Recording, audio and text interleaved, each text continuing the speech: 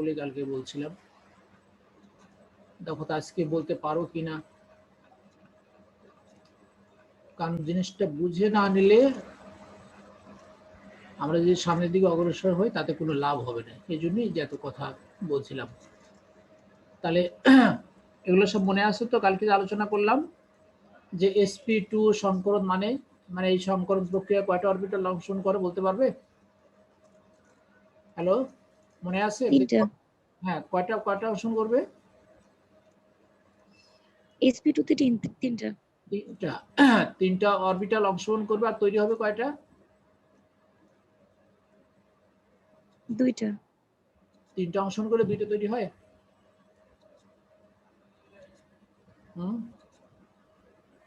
তিনটাই। তিনটা অংশগ্রহণ করলে কি দুইটা তৈরি হয়? এই যে সংজ্ঞাতে কি বলছে যে তিনটাই। একাধিক অরবিটাল, একাধিক, এখানে কথাটা মেনশন করা হয়নি যে এক এক সময় এক এক সংখ্যক অরবিটাল অংশগ্রহণ করবে, এই জন্য একাধিক কথাটা উল্লেখ করা হয়েছে এখানে। আমরা তুমি যদি বলো যে স্যার এখানে তিনটা অংশগ্রহণ করলো, তাহলে একাধিকের এখানে আমরা লিখবো যে তিনটা অরবিটাল একত্রে মিশ্রিত হয়ে সমশক্তি সম্পন্ন। তাহলে কয়টা তাহলে অংশগ্রহণ করলো তিনটা, তাহলে এই জন্য এখানে বলছে সমসংখ্যক। এখানে যদি আমরা দুইটা বলতাম, দুইটা অরবিটাল একত্রে মিশ্রিত হয়ে সমশক্তি সম্পন্ন দুইটা নতুন অরবিটাল উৎপন্ন হবে। এখানে আমরা যদি বলি sp3 যদি বলি, তাহলে এখানে sp3 কয়টা অরবিটাল অংশগ্রহণ করবে? sp3 মানে অরবিটাল কয়টা অংশগ্রহণ করবে? sp3 যদি সংকরণ প্রক্রিয়ার কথা বলি,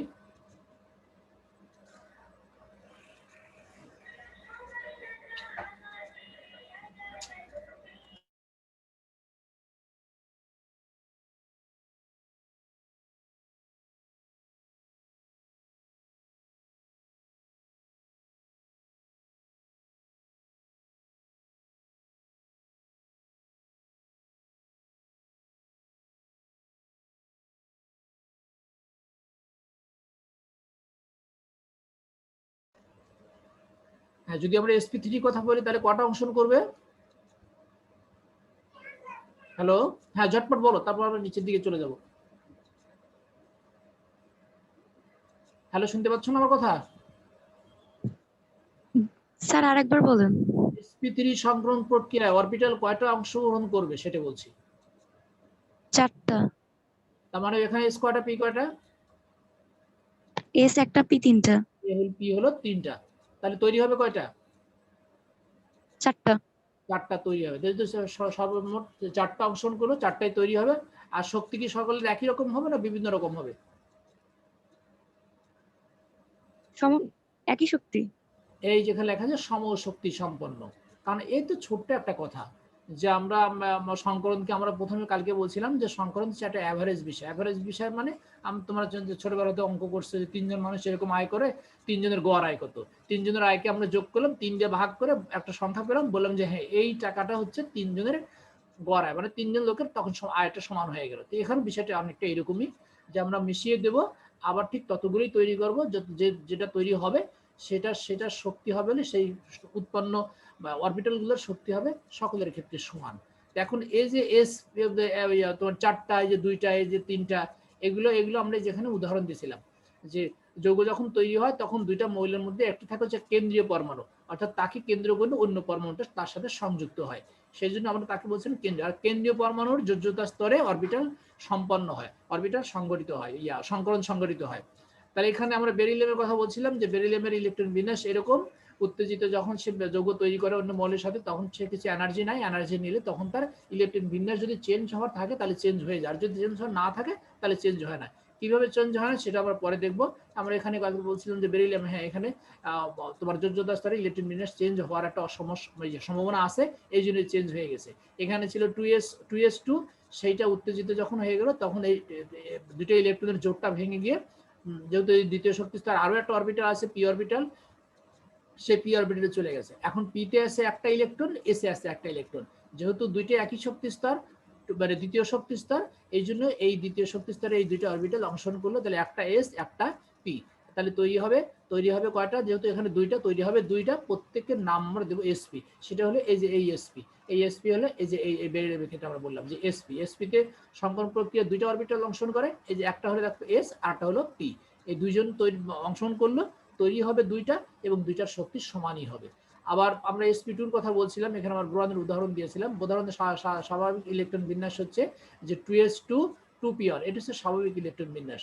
যখন সে এনার্জি নিবে অন্য মৌলের সাথে, যখন তোমার বন্ধন তৈরি করবে, যৌগ তৈরি করবে, তখন এনার্জি নিলে সে তার ইলেকট্রন বিন্যাসের মধ্যে একটা চেঞ্জ, আমরা বলছি যে চেঞ্জ সাধারণত আসে।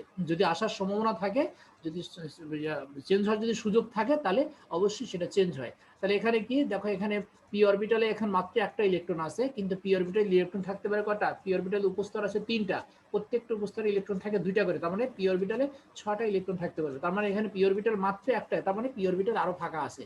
ফাঁকা আছে বলেই এই যে 2s অরবিটালের ইলেকট্রন জোড়টা ভেঙে যাবে, ভেঙে গিয়ে এই যে ফাঁকা বলছিলাম যে ফাঁকা একটা পিটা আরেকটা পিতে চলে গেল। তাহলে তার উত্তেজিত অবস্থায় ইলেকট্রন বিন্যাসটা এখন এরকম হয়ে গেল যে এস এ একটা ইলেকট্রন আছে, আর পিতে যে 2 পিতে 2টা ইলেকট্রন চলে গেল। এটি হচ্ছে চূড়ান্ত ইলেকট্রন বিন্যাস এই উত্তেজিত অবস্থায়। এই যে চূড়ান্ত অর্থাৎ এই ইলেকট্রন বিন্যাস আমরা ইচ্ছা করলে আর চেঞ্জ করতে পারবো না। এই অবস্থায় তারা এই অরবিটাল গুলো সংকরণে অংশগ্রহণ করবে। এখানে অংশগ্রহণ কয়টা করতেছে দেখো, একটা এস আর পি হচ্ছে 2টা, পি হচ্ছে 2টা, এই 2টা অরবিটাল পি আর হচ্ছে একটা, এই 3টা অরবিটাল একসঙ্গে সংকরণে অংশগ্রহণ করলো, তৈরি হলো 3টে। দেখো যে 3টেই লেখা আছে এবং 3টার নামই কি sp2 sp2 sp2। এইভাবে আমরা মানে যে নতুন অরবিটাল তৈরি হয় সেইভাবে তাদেরকে আমরা এইভাবে প্রকাশ করি। এরপরে হলো sp3। sp3 এর জন্য আমরা নাইট্রোজেনের উদাহরণটা আমরা নিয়েছিলাম, যে নাইট্রোজেনের স্বাভাবিক ইলেকট্রন বিন্যাস আমরা এখানে দেখতে পাচ্ছি ইলেকট্রন যেহেতু 7টা, তাহলে 1s প্রথম শক্তি স্তরে 2টা আছে, দ্বিতীয় শক্তি স্তরে s অরবিটালে 2টা, আর বাকি যে 3টে ইলেকট্রন যেহেতু পিতে 3টে উপশক্তি স্তর আছে, এর জন্য পিতে 3টা উপশক্তি স্তরে একটা একটা করে ইলেকট্রন দেওয়ান। এটা হলো তার স্বাভাবিক ইলেকট্রন বিন্যাস, এটা হলো তার স্বাভাবিক ইলেকট্রন বিন্যাস। এখন সেও অন্য মৌলের সাথে যখন যৌগ তৈরি করতে যায়, তখন তাকে কিছু এনার্জি নিতে হয়, এনার্জি নিলে সে এক্সাইটেড হয়, এক্সাইটেড হয়ে গেলে জোরদাস্তে ইলেকট্রন বিন্যাস চেঞ্জ হওয়ার একটা সুযোগ থাকে বা একটা সম্ভাবনা থাকে, এটা আমরা আগে বলছিলাম। আবার এটাও বলছিলাম যে সম্ভাবনা থাকে, তাহলে কি একবারে হবেই, সম্ভাবনা আছে বলে মানে হয়েই যাবে না, যদি সুযোগ থাকে তাহলে হবে, সুযোগ না থাকলে উত্তেজিত হয়ে কোনো লাভ হবে না, তাকে তার ইলেকট্রন বিন্যাসটা ওইরকমই থেকে যাবে। আমরা এখানে দেখতে পাচ্ছি দ্বিতীয় শক্তি স্তরে যেহেতু আর ফাঁকা কোনো অরবিটাল নেই, ফাঁকা কোনো অরবিটাল নেই, ফাঁকা অরবিটাল না থাকার কারণে এই যে 2s2 এই ইলেকট্রন বিন্যাসটা, এই ইলেকট্রন জোড়টা আর ভাঙার সুযোগ এখানে নেই। এই ভাঙার সুযোগ নেই বলে আমরা দেখতে পাচ্ছি যে এখানে ইলেকট্রন বিন্যাস আসলে আর চেঞ্জ হয়নি। ঠিক স্বাভাবিক অবস্থায় উচ্চতর স্তরের ইলেকট্রন বিন্যাসটা যেরকমই ছিল এখনো ঠিক সেরকমই আছে। এই এসে 2s এ 2টা ইলেকট্রন আছে, পিতে একটা আছে, আরেকটা পিতে একটা আছে, আরেকটা পিতে একটা এসে আগের মতোই আছে।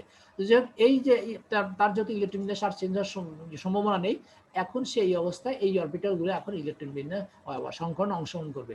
অংশগ্রহণ করলে তাহলে আমি কয়টা তৈরি, এখানে অংশগ্রহণ করলো কয়টা, পি হলো দেখো 3টা, 1 2 3, অর্থাৎ এক্স ওয়াই জেড এই 3টা অরবি পি উপশক্তি স্তর, আর একটা হলো এস শক্তি স্তর। তাহলে তিনটা আর একটা হলো 4টা অরবিটাল সংকরণে অংশগ্রহণ করলো। যেহেতু যতগুলো অংশগ্রহণ করে ততগুলোই তৈরি হয়, তাহলে 4টাই তৈরি হবে এবং প্রত্যেককে নাম হবে দেখো sp3। তাহলে এই 3 দিয়ে কিন্তু এটা কিন্তু ইলেকট্রন না, এই 3 দিয়ে আসলে পি অরবিটালের সংখ্যা এখানে বোঝানো হয়ে থাকে। এই যেমন 2 দিয়ে আমরা 2 দিয়ে পি অরবিটালের সংখ্যা এখানে দুইটা পি 2 দিয়ে বোঝানো হয়েছে, এখানে ঠিক এই 3 দিয়ে আমরা আসলে মূলত পি অরবিটালের সংখ্যা আমরা বুঝবো। এই জন্য সংকরিত অবস্থা দিয়ে যদি বলে, যেমন এখানে যে বলছে যে তুমি বলো তো যে এই যে এইটাতে যে এই যে sp3d এই সংকরণ প্রক্রিয়া তাহলে কয়টা অরবিটাল অংশগ্রহণ করবে, তাহলে খুব সহজেই বলতে পারার কথা। কারণ এটা দেখে আমরা বলতে পারি যে যতগুলো অংশগ্রহণ করে মানে করে সবগুলোর আসলে সিম্বলই প্রতীকী এখানে এইভাবে দিয়ে দেওয়া হয়। যেমন এসপিতে একটা এস একটা পি, দেখো একটা এস একটা পি। আবার পি2তে দেখে sp2তে দেখলাম একটা এস 2টা পি। আবার sp3তে দেখলাম যে একটা এস 3টে পি। এইভাবে দিয়ে দেওয়া হয়। এরকম না যে আসলে sp2 লিখলাম কিন্তু এর মধ্যে অরবিটাল আছে 5টা, না এরকম না, এরকম হয় না। এই হয় না বলি আমরা এইভাবে সেই রকম করে আর লিখতে পারিনি। আমরা যে যেমন sp3 কথা বলছি, তাহলে সেই হিসেবে আমরা যেভাবে শিখলাম সেই হিসেবে কি বলতে পারি, এখানে কয়টা অরবিটাল আছে টোটাল sp3d, এখানে অরবিটাল কয়টা অংশগ্রহণ করবে এই সংকলন প্রক্রিয়ায়, কি বলতে পারবা? হ্যাঁ, sp3d তাহলে অংশগ্রহণ করবে কয়টা? হ্যালো হ্যালো হ্যালো, আমার কথা শুনতে পাচ্ছ সবাই? হ্যালো, জি স্যার। হ্যাঁ বলো যে কয়টা অংশগ্রহণ করবে তাহলে sp3d তে, তাহলে এখানে কয়টা অরবিটাল অংশগ্রহণ করবে সংকরণ প্রক্রিয়াতে? 5টা। 5টা। তার মধ্যে কোনটা কোন অরবিটাল কতগুলো সংখ্যায় এস কয়টা? এস একটা, পি তিনটা, ডি একটা।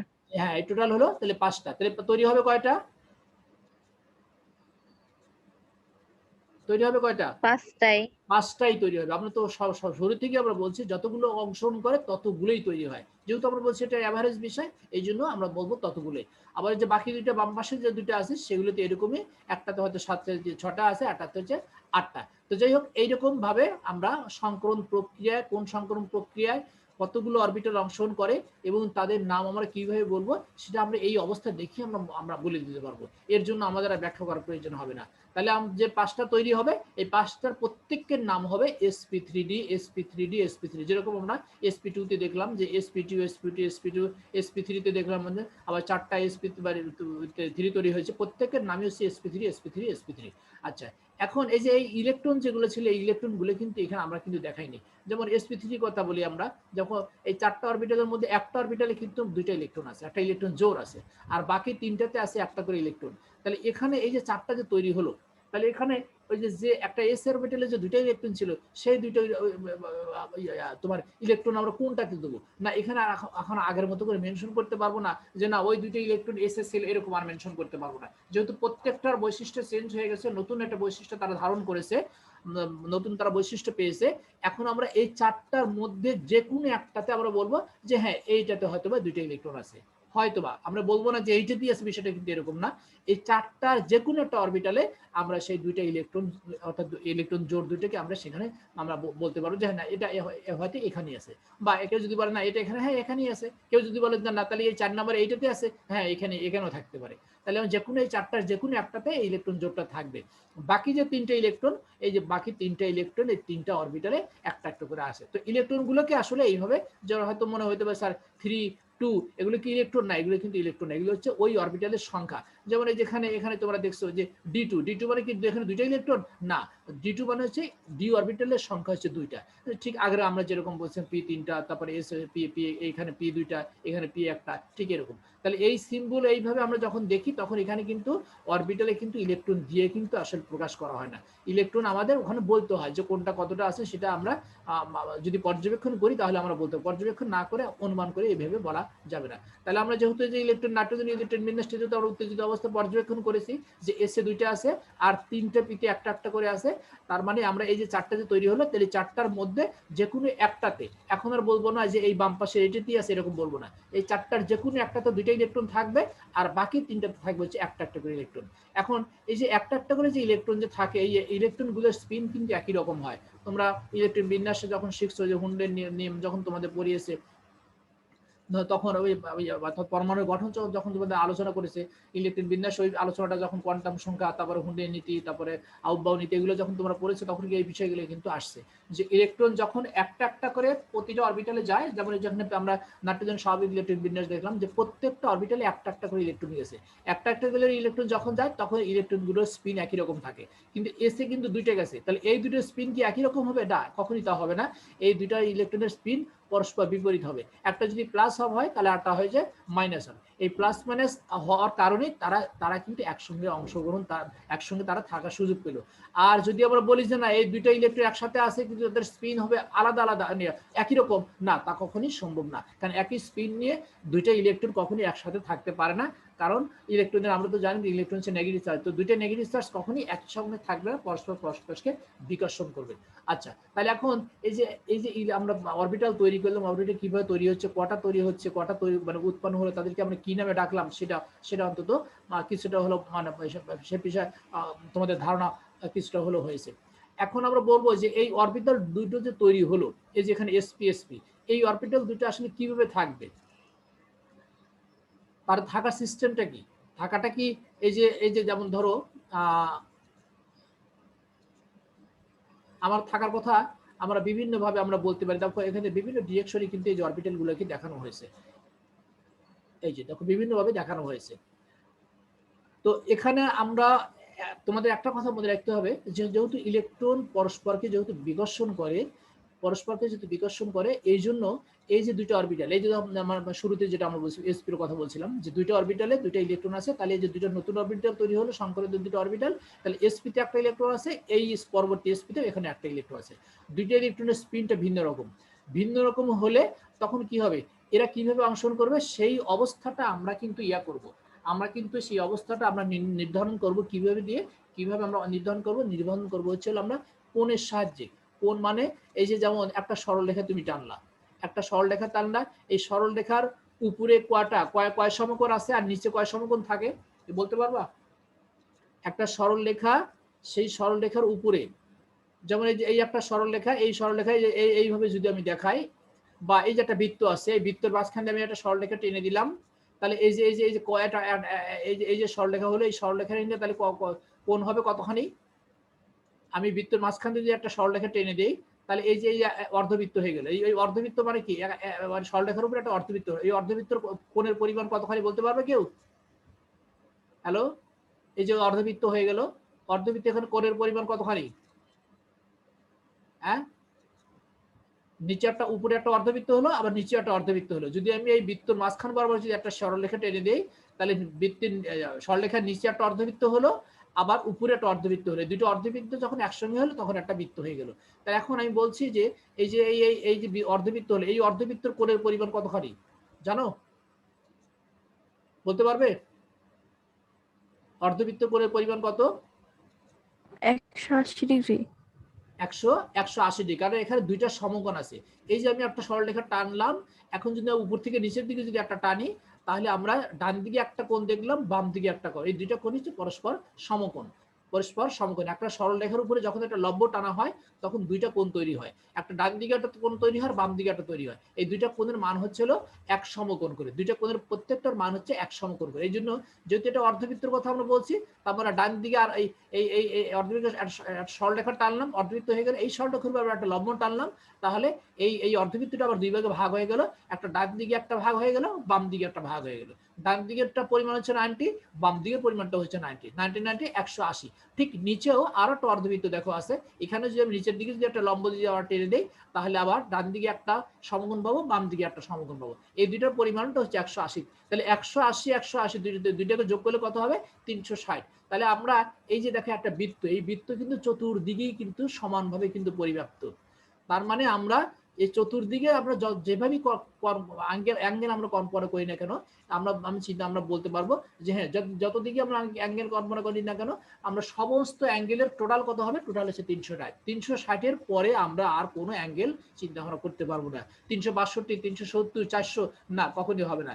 আমরা যতভাবে অ্যাঙ্গেল তৈরি করি না কেন, আমরা সব দিক দিয়ে চতুর্দিকে যদি আমরা রেখা টেনে, যদি রেখাগুলোর মাঝখানে যে অ্যাঙ্গেলগুলো হবে সবগুলো অ্যাঙ্গেল যদি আমরা যোগ করি, সর্বশেষ আমরা দেখবো 360।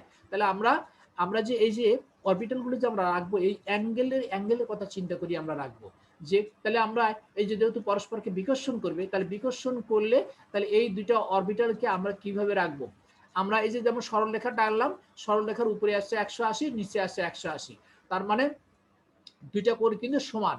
তার মানে এই সরলরেখা হচ্ছে, এই সরলরেখা আমরা এটা কল্পনা করতে পারি যে এই সরলরেখা বরাবর দুইটা অরবিটালকে যদি আমরা দুই দিকে দিয়ে দেই, সরলরেখা বরাবর দুইটা অরবিটাল, যেমন ধরো সেটা কিরকম, এই যে এইভাবে যদি তোমাকে এই যে দেখো, এই ধরো এই যে অ্যারো চিহ্ন দেখানো হচ্ছে একটা সরলরেখা, বলে গেল একটা সরলরেখা, এই যে অনুভূমি একটা সরলরেখা, এই সরলরেখার একদিকে দেখো একটা অরবিটালের বাম দিকে যদি একটা অরবিটাল চিন্তা করি, আবার ডান দিকে যদি একটা অরবিটাল চিন্তা করি, তাহলে এই দুইটা অরবিটাল পরস্পর থেকে সর্বোচ্চ দূরে অবস্থান করছে।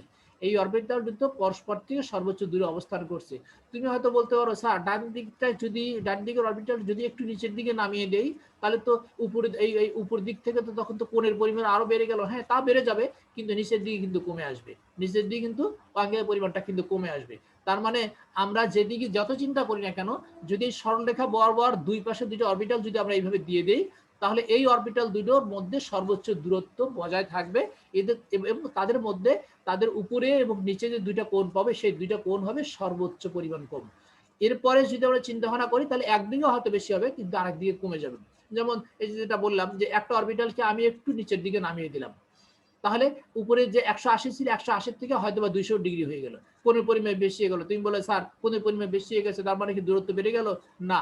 তখন আবার দেখো কোনের পরিমাণ যে 20 বেড়ে গেল, সেই 20টা কোত্থেকে আসলো? এই যে নিচে যে 180 ছিল, দেখো এই নিচের 180 থেকে সে 20 কিন্তু কমে গেছে। যদি আমরা নিচের দিকে নামিয়ে দিয়েছি, এই জন্য নিচের 180 থেকে 20 কিন্তু কমে গেছে। তাহলে আলটিমেটলি আমরা কিন্তু ওইভাবে নতুন করে কিন্তু কিছু বাড়াতে পারছি না। তাহলে নিচের থেকে যদি 20 কমে যায়, তাহলে কথা হবে 160 হয়ে গেল। তার মানে দূরত্ব, এই অরবিটাল দূরত্বের মধ্যে দূরত্ব কিন্তু কমে গেল। যদি উপর দিক দিয়ে চিন্তা করো তাহলে কিন্তু দূরত্ব বেড়ে গেছে, কিন্তু নিচের দিক দিয়ে যদি আবার চিন্তা করো তাহলে কিন্তু দূরত্ব কমে গেল। তাহলে কথাটা কিন্তু ইয়া হয়ে গেল, সবিরোধী হয়ে গেল। এই বলছি বেড়ে গেল, আবার এই বলছে কমে গেল। তাহলে আমরা যদি কথাটাকে যদি একদম যুক্তিসঙ্গতভাবে বলতে পারি, যদি বলতে চাই যে দুইটা অরবিটালের মধ্যে তার সর্বোচ্চ দূরত্ব যখন আমরা মেনটেন করতে চাই, তাহলে আমরা এই অরবিটাল দুটোকে আমরা কিভাবে রাখবো? তাহলে আমরা বলতে পারি তাহলে এই অরবিটাল দুটোকে আমরা একটা সরল রেখা বরাবর দুইটাকে দুই দিকে আমরা দিতে পারি, যেটা এই চিত্রের মাধ্যমে দেখানো হয়েছে। তার মানে এই যে এই অরবিটালটা এসপি, এই অরবিটাল হচ্ছে এসপি। তাহলে দুইটা অরবিটাল যখন পরস্পর থেকে সর্বোচ্চ দূরত্ব অবস্থান করে, অবশ্যই তাদের মধ্যে অ্যাঙ্গেলের পরিমাণ থাকবে কত? 180। এই 180 ছাড়া কি আর এদেরকে ওইভাবে কি আর দূরে রাখা যায়? তুমি বলতে পারবা? এটাকে অনুমান করা যাবে? যেমন তোমাকে যদি বাস্তবের কথা যদি বলি, যে তোমার দুইটা হাত আছে, দুইটা হাত দুই দিকে প্রসারিত করলাম, দুই দিকে একদম প্রসারিত করে টান করে ধরে রাখলাম। ডান হাত দিয়ে একটা অরবিটাল ধরলাম, বাম হাত দিয়ে একটা অরবিটাল ধরলাম। তোমার এই হাতের উপরের দিকে, মাথার দিকে আছে 180, আবার নিচে যে বডির দিকে আছে সেদিকে আছে 180। যখন দুইটা হাত যখন একদম দুই দিকে যখন টান করে রাখবা, তখন উপরের দিকে মাথার দিকে হবে 180, আবার হাতের নিচের দিকে বডির দিকে হবে 180। আর দুই হাতে দুটো অরবিটাল ধরে আসো। এখন যদি বলো স্যার আমি দুইটা হাত যদি একটু নিচের দিকে নামিয়ে দিই, তাহলে তো অ্যাঙ্গেলটা বেশি হয়ে গেল, দূরত্ব বেশি হয়ে গেল। না, হ্যাঁ সেটা হবে, কিন্তু নিচের দিকে দেখবে তাহলে কিন্তু আবার কমে গেছে। কথাটা কি এখন ক্লিয়ার হয়েছে? হ্যালো? জি স্যার।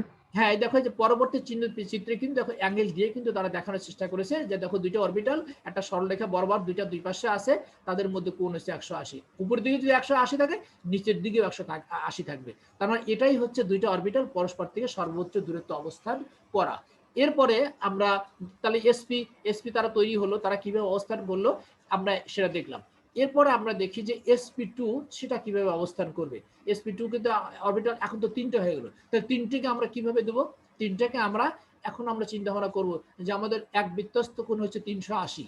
380 যখন দুইটা হয় তখন অর্ধেক আমরা ভাগ করে দিলাম, 180কে 180 অ্যাঙ্গেল তৈরি করে দুইজনকে দুই পাশে দিয়ে দিলাম, হয়ে গেল সর্বোচ্চ দূরত্ব তার দুজন অবস্থান করলে। কিন্তু এখন তো তিনজন, তাহলে তিনজনকে আমরা কিভাবে রাখবো? কারণ তিনটা অরবিটাল কিন্তু প্রত্যেকটা অরবিটাল কিন্তু একটা করে ইলেকট্রন আছে, এবং এই প্রত্যেকটা ইলেকট্রনের স্পিন কিন্তু একই রকম। তার মানে পরস্পরকে বিকর্ষণ করবে। তাহলে এখন তিনজনকে আমরা ওই 360-এর মধ্যে এমন ভাবে রাখবো যেন তিনজনের মধ্যেই যেন দূরত্বটা সমান থাকে, কোনো দিকেই বেশি হবে না, কোনো দিকেই কম হবে না। তো সেটা করতে গেলে আমাদের কিভাবে করতে হবে? তাহলে আমরা যদি 360কে যদি আমরা 3 দিয়ে ভাগ দিই, তাহলে কত হবে? অ্যাঙ্গেল কত হতে পারে?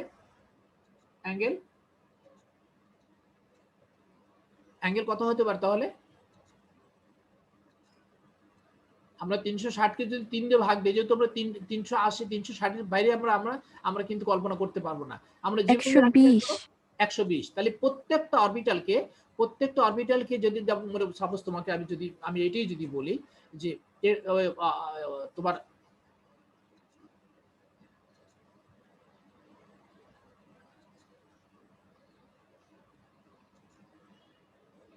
আচ্ছা, এখানে sp2টা নেই, এখানে sp3 আছে। তাহলে এখন আমরা তাহলে এই 120 তাহলে আমরা কিভাবে নেব? 120টাকে আমরা এইভাবে ধরো, এই বৃত্তের হচ্ছে মাঝখানে হচ্ছে সেন্টার, মাঝখানে হচ্ছে তোমার সেন্টার। এই সেন্টার থেকে আমরা 3টা রেখা টানবো। যেহেতু 3টে ভাগ করলাম, 3টে রেখা টানবো। হয়তো ধরো এই যে আমার মাউসের দিকে খেয়াল করো, যদি আমি ধরো এভাবে যদি আমি একটা রেখা দেই, একটা রেখা প্রথম রেখা টানলাম, সেটা আমার সেদিকে আমি টেনে দিলাম। তারপরে আমি এখান থেকে কি করব? এরকম ভাবে একটা দিব। তারপরে আমি কি করব? তারপর আবার এখান থেকে আবার কি করব? এখান থেকে আবার এইভাবে একটা দেবো। তাহলে 3টা রেখা দেখো হয়ে গেল। যেমন একটা সমবাহু ত্রিভুজ, যার ত্রিভুজের 3টা বাহু সমান। সমবাহু ত্রিভুজের তোমার মানে ত্রিভুজ মাঝখানে যে কোণটা, সেই কোণটা কত হয় সেটা কি জানো? একটা সমবাহু ত্রিভুজের মাঝখানে একটা পয়েন্ট নিয়ে সেই পয়েন্ট থেকে তিনটা কোণের দিকে 3টা রেখা দিয়ে দিলাম। ধরো এই হলে একটা, আমার মাউসের দিকে তাকে করো, এই হচ্ছে একটা বাহু, এই হলে একটা বাহু, এই হলে একটা বাহু। একটা ত্রিভুজ হয়ে গেল, একটা ত্রিভুজ হয়ে গেল। এই মাঝখানে আমরা একটা পয়েন্ট করলাম, পয়েন্ট করে এই উপরে কোণের দিকে একটা কোণকে দ্বিখণ্ডিত করে দিলাম, তারপর আরেকটা রেখা দিয়ে বাম পাশে কোণটাকে দ্বিখণ্ডিত করলাম, তারপর আরেকটা রেখা দিয়ে ডান পাশে কোণটাকে দ্বিখণ্ডিত করলাম। যেহেতু সমবাহু ত্রিভুজ, তাহলে তিনটা কোণের পরিমাণ সমান হবে, তাহলে তিনটা পরিমাণ সমান হয়ে সেই তিনটা কোণকে আমরা এই তিনটা রেখাতে আমরা ডিভাইড করলাম, এই তিনটা রেখা একটা বিন্দুতে মিলিত হবে।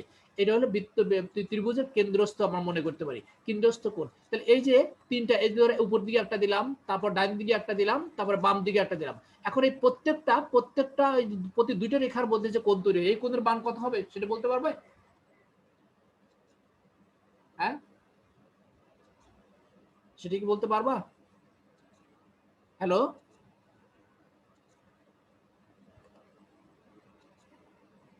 আমার কথা কি শোনা যাচ্ছে না? হ্যাঁ, হ্যালো, হ্যালো, জি স্যার। আমার কথা কি বুঝতে পারতেছো? যে জি স্যার। আমি একটা ত্রিভুজ লিখলাম, ত্রিভুজের তিনটা কোণ আছে, যেহেতু সমবাহু ত্রিভুজের তিনটা বাহুর সমান, এই তিনটা কোণকে যদি আমি দ্বিখণ্ডিত করি, সেই তিনটা বাহু তিনটা কোণকে যদি দ্বিখণ্ডিত, তিনটা রেখা পাবো। তিনটা রেখা কি ত্রিভুজের এই একদম কেন্দ্রে এসে মিলিত হবে না? একদম কেন্দ্রে মিলিত হবে। সেই কেন্দ্রে যে মিলিত হলো, তাহলে এখানে তিনটা বাহু মিলিত হয়েছে। তাহলে প্রতি দুইটা বাহুর মধ্যে কোণের পরিমাণ কত হবে? এই প্রতি দুইটা বাহুর মধ্যে যে কোণ তৈরি হবে, সেই কোণের পরিমাণ হচ্ছে 120।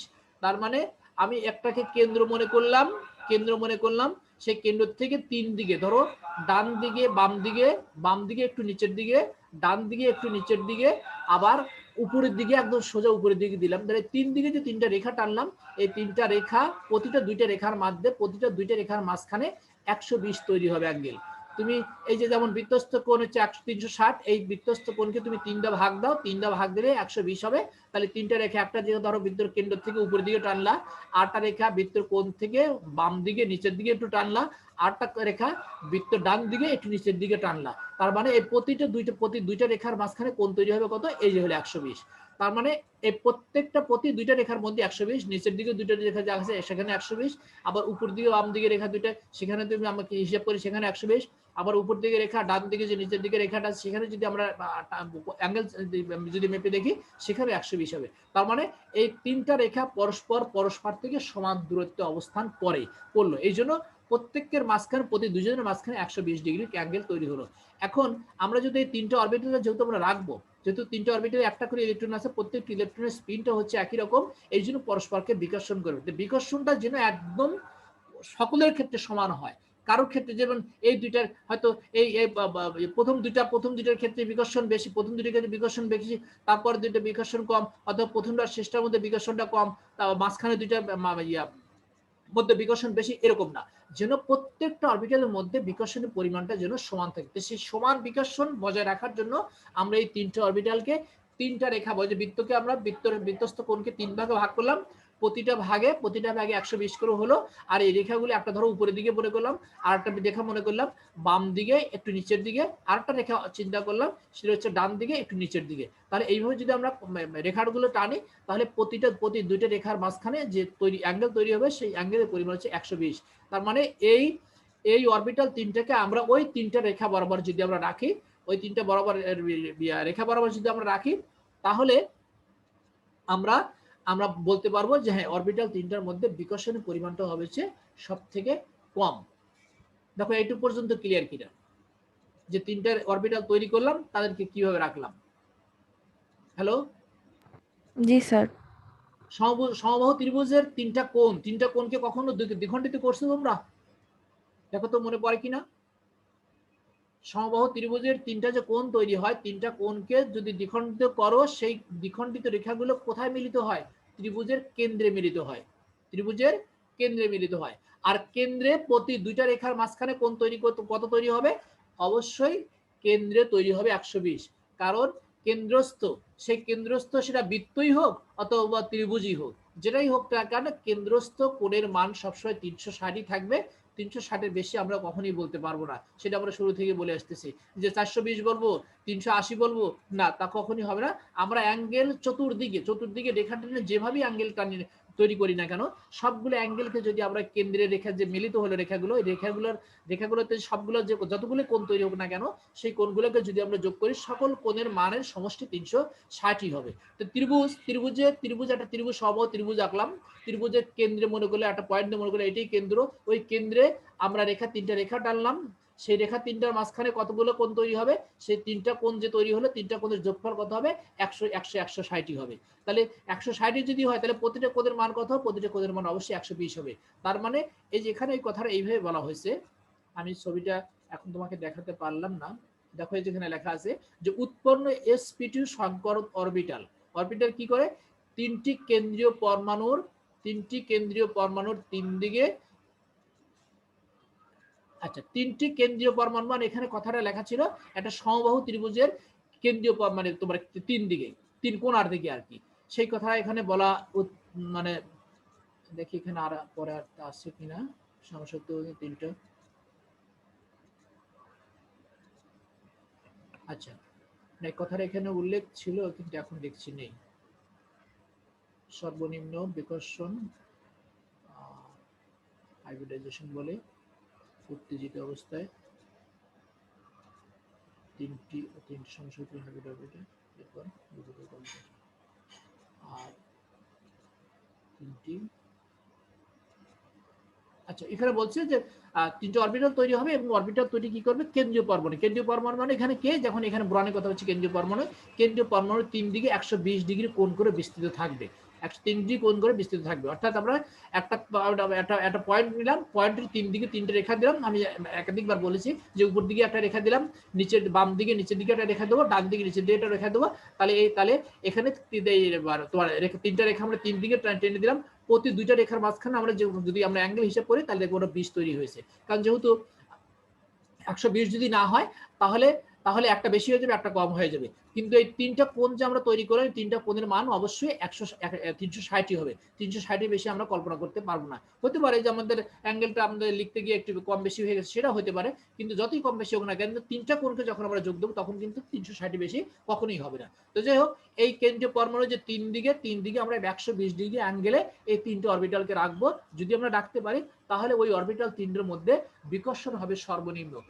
এছাড়া যদি তুমি মনে করো আমি যদি একটাকে যদি 140 ডিগ্রি অ্যাঙ্গেলে রাখলাম, তাহলে বাকি দুইটাকে দেখো বাকি দুইটা কিন্তু 120 থাকবে না, তখন তাদের মাঝখানে কমে আসবে, হয় কত হবে, হয় 115 হবে বা 110 ডিগ্রি হবে। তাহলে 140 যে আমরা 140 ডিগ্রি অ্যাঙ্গেলে দুইটাকে রাখলাম, সেখানে হয়তো দুইটার মধ্যে বিকর্ষণটা কম হলো, কিন্তু যেহেতু আর দুইটার মধ্যে যেহেতু অ্যাঙ্গেলটা কমে গেল, তার মানে তার সেখানে কিন্তু বিকর্ষণটা বেশি হয়ে যাবে। অ্যাঙ্গেল কমে যাওয়ার অর্থ দূরত্বটা কমে যায়, দূরত্ব কমে যাওয়ার অর্থ অ্যাঙ্গেল কমে যায়, এভাবে তোমাকে চিন্তা ভাবনা করতে হবে। তাহলে এইভাবে আমরা sp3 অরবিটাল তিনটা তৈরি করে এবং কেন্দ্রীয় পরমাণু কোন দিকে কিভাবে রাখবো সেটা আমরা বলতে পারি। আচ্ছা এরপরে হলো sp3 যেহেতু এখানে চারটা অরবিটাল অংশগ্রহণ করবে, এখানে চারটাই তৈরি হবে, এখানে একটু তোমাকে একটু যেভাবে আমরা স্বাভাবিকভাবে যেটা বললাম, যেমন sp2 এখানে আমরা চিত্রগুলো আমরা একটা সমতলের উপরে আমরা লিখে দেখাতে পারি, দেখানো সম্ভব, কিন্তু sp3 অরবিটাল যে চারটা তৈরি হয় এই চারটা অরবিটালকে কিন্তু একটা সমতলের উপরে আসলে দেখানো সম্ভব হয় না, এটা হচ্ছে একটা 3 ডাইমেনশনালে তোমাকে দেখাতে হবে। তো এখানে দেখো sp3 এর এগুলো খুব সুন্দর করে দেখানো হয়েছে, যে এখানে দেখো যে তিনটা পি অরবিটাল, এটা হচ্ছে তিনটা পি অরবিটাল, এই যে ধরো এখানে যেটা এই যখন একটা তোমার px py pz এই তিনটা অরবিটাল আসলে কিভাবে থাকে সেটা এখানে দেখানো হয়েছে, যে একটা অরবিটাল যদি লম্ব বরাবর থাকে, আরেকটা থাকবে হচ্ছে সরলরেখার অনুভূমিক অর্থাৎ 90 ডিগ্রি অ্যাঙ্গেলে, আরেকটা থাকবে সেটাও 90 ডিগ্রি অ্যাঙ্গেলে। তো এগুলো আসলে আমরা বাস্তবে যদি তোমাদেরকে না দেখাই তাহলে তোমরা আসলে বুঝতে পারবে না, কারণ এই তিনটা পি অরবিটাল কিন্তু এই তিনটা অরবিটালের ডিরেকশনটা কিন্তু আমরা একটা সমতলের উপর দেখাতে পারবো না, এগুলো হচ্ছে 3 ডাইমেনশনাল, এগুলো হচ্ছে ফিগার, এগুলা তোমাদের বাস্তবে যখন আমরা দেখাতে পারবো, যদি দেখানোর সুযোগ হয় দেখালে তখন তোমরা বুঝবা যে হ্যাঁ আসলে এটা সম্ভব। কিন্তু এখন যদি আমরা এই কাগজে যেটা করে যে একটা পেজ একটা সমতল, এই সমতল পেজের উপরে আমরা এরকম যদি তিনটাকে আমরা যদি দেখাতে চাই সুন্দরভাবে একদম একইভাবে দেখাতে চাই, সেটা কখনোই বোঝাও যাবে না, দেখানো সম্ভব না। তাহলে এই তিনটা অরবিটাল আর দেখো নিচে একটা এস অরবিটাল, এই চারটা অরবিটাল অংশগ্রহণ করলো, চারটা অরবিটাল সংগ্রহণ অংশগ্রহণ করে চারটা অরবিটাল তৈরি হয়, দেখো যে চারটা দেখানো হয়েছে, চারটা অরবিটাল তৈরি হয়েছে, প্রত্যেকটার নাম হচ্ছে sp3, প্রত্যেকটার নাম হচ্ছে sp3। তো এখানে এখানে দেখানো হয়েছে তোমার হলো কার্বনের যে তোমার ইলেকট্রন বিন্যাস, সেই ইলেকট্রন বিন্যাসে কিন্তু এই ছবিটা কিন্তু দেখানো হয়েছে। কার্বনের ইলেকট্রন বিন্যাস কি লেখা যায়? কত কার্বনের ইলেকট্রন বিন্যাস? হ্যালো, কার্বন ইলেকট্রন কয়টা? হ্যালো হ্যালো, কি কথা শোনা যাচ্ছে? হ্যালো হ্যালো, কি আমার কথা শুনতে পাচ্ছ না? জি স্যার, শোনা যাচ্ছে। হ্যাঁ, তো কথা বলছো না কেন? আমি জবাব বলার সঙ্গে সঙ্গে তোমার রেসপন্স করবে। তাহলে কার্বনের ইলেকট্রন বিন্যাস সেটা হচ্ছে স্বাভাবিক ইলেকট্রন বিন্যাস। আমরা দেখলাম এস এ দুইটা আর পি তে আছে হলো দুইটা, দুই পি তে দুইটা আছে আর একটা পি দেখো খালি আছে। এখন আমরা তো বলছি যে যৌগ তৈরি করতে তাকে এনার্জি নিতে হয়, এনার্জি নিতে তার বিন্যাসটা চেঞ্জ হয়ে যায়। তো চেঞ্জ হওয়ার সুযোগ থাকলে চেঞ্জ হয়। তারপরে দেখলাম যে হ্যাঁ, এনার্জি সে উত্তেজিত অবস্থায় ইলেকট্রন বিন্যাস দেখলাম যেহেতু পি একটা খালি আছে, এই জন্য এই যে দেহ দ্বিতীয় শক্তি স্তর যুদ্ধ স্তরে যে এস অরবিটালে দুইটা ইলেকট্রন ছিল, ইলেকট্রন জোড় দুটো ভেঙে গেছে, ভেঙে একটা ইলেকট্রন এখন পিতে চলে গেছে। এখন তার ইলেকট্রন বিন্যাসটা হয়ে গেছে কেমন? এখন ইলেকট্রন বিন্যাস, নতুন ইলেকট্রন বিন্যাস হয়েছে এটাও এরকম যে পিতে তিনটে অরবিটাল ছিল, তিনটাতে একটা ইলেকট্রন আছে, আগে একটাতে ছিল না। এখন এই উত্তেজিত অবস্থায় একটা ইলেকট্রন এখানে চলে আসলো এস থেকে, আর এসে একটা হয়ে গেল। তার মানে যুদ্ধ স্তরে এখন চারটা অরবিটাল একটা করে ইলেকট্রন আছে, এই চারটা অরবিটাল সংকোণ অংশন করে। তো সেখানে এখানে এইভাবে দেখানো হয়েছে যে যুদ্ধ অরবিটাল চারটা অরবিটাল শক্তি চারটা অরবিটাল ছিল, একটা ছিল এস, তিনটা ছিল পি, আর প্রত্যেকে একটা করে ইলেকট্রন আছে। দেখো যেখানে দেখো যে এখানে দেখানোর অর্থটা কি, যে আরো চিহ্ন দেখানো, এগুলো স্পিন দেখানো হয়েছে যে তিনটা পিতে যে তিনটা ইলেকট্রন ছিল যদি একটা একটা করে, এই জন্য তিনটা স্পিন একই রকম। আবার এসে একটা ইলেকট্রন, এসের ইলেকট্রন স্পিনটা একই রকম। তাহলে চারটা এস হলে একটা, তিনটা পি, এই চারটা অরবিটাল একসঙ্গে মিশে sp3 চারটা অরবিটালই তৈরি করলো, যাদের শক্তি সকলের শক্তি সমান, আর প্রত্যেকটাতে একটা করে যে ইলেকট্রন যে ছিল সেই একটা করে এখানে ইলেকট্রন এখানে দেখো দেখিয়ে দিয়েছে। আমরা কিন্তু এখানে কিন্তু ইলেকট্রন কিন্তু আমরা এখানে শুরুতে কিন্তু এখানে ইলেকট্রন আমরা দেখানোর সুযোগ পাইনি, কিন্তু সুযোগ কিন্তু ছিল না। আমরা শুধু চারটা যে অরবিটাল তৈরি হলো, এবার চারটা অরবিটাল নাম কি হয় সেটা আমরা দেখিয়েছি। তো যাই হোক, সময় শেষ হয়ে আসছে, আর অল্প সময়ের মধ্যে ডিসকানেক্টেড হয়ে যাবে সবাই। তাহলে সেই ইলেকট্রন এখানে এই চিত্রের সাহায্যে এভাবে দেখানো হয়েছে, এই ডটগুলো এগুলো ইলেকট্রন। তো এখন এই চারটা অরবিটাল কিভাবে পরস্পর থেকে অবস্থান করবে না, এই চারটা অরবিটালকে আমরা একটা সমতলে দেখাতে পারবো না। কিভাবে দেখাতে হবে? 3 ডাইমেনশনে দেখাতে হবে। এই দেখো, এটা হচ্ছে 3 ডাইমেনশনের চিত্র। এই যে চিত্রটা এখানে দেখানো হচ্ছে, এটা কিন্তু এই 360কে কিন্তু আমরা ডিভাইডের উপর দেখাতে পাই নাই। এটা হচ্ছে 3 ডাইমেনশনাল চিত্রের যেটাকে বলা হয়, যেটা বাস্তবিক সম্ভব, এভাবে দেখা সম্ভব। এইভাবে তোমার কাগজে আমরা সমতলের উপরে দেখাতে পারবো না। তো আমরা এই চারটা অরবিটালকে 3 ডাইমেনশনে দেখানোর পরে আমাদের যে কোণ হলো, সেই কোণ হচ্ছে 109.5। অথচ এই 109.5 কে যেহেতু চারটা অরবিটালের মধ্যে চারটা কোণ পাবো, 4 দিয়ে যদি গুণন দাও তাহলে কিন্তু 360 হবে, 360 এর বেশি হয়ে যাবে। তখন বলবো স্যার আপনি তো বলছিলেন যে 360 এর বেশি জিনিস কল্পনা করা যায় না। হ্যাঁ, কল্পনা করা যায়, সেটা যে একটা সমতলের উপর যখন আমরা বৃত্ত আমরা টানবো, সেই বৃত্তের কোণ কেন্দ্রস্থ কোণ 360, কিন্তু 3 ডাইমেনশন